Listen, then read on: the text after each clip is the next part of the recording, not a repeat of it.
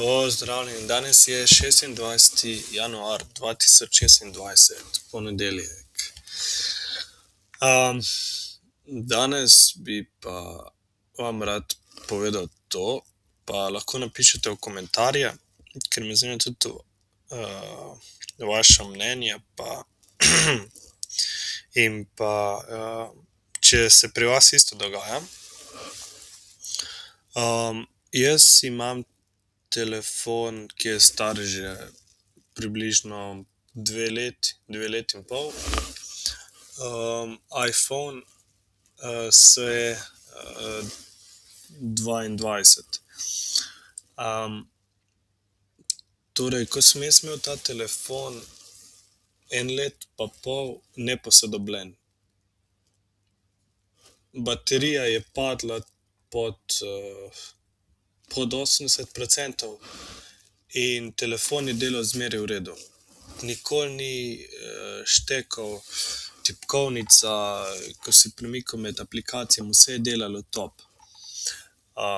Pol pa zaradi varnosti oziroma ker me aplikacija ni pustila skozi, ker sem imel ta denarnico, da sem lahko, ker sem bil v tujini, sem mogel to aplikacijo potem naložiti, da sem lahko sprejemal, pač potrjeval plačila.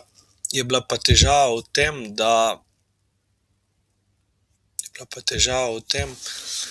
da potem, ko sem pa jaz to posodobil, mi je pa telefon začel, zdaj ne vem, 2 posodobitve sem takrat pol gor dal, ful veliko placa mi je zasedlo.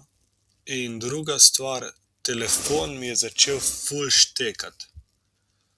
In zdaj mene zanima, a je to tako narejeno, ko telefon rata že približno toliko star, da ga s tem posodobitvami še umetno upočasnijo.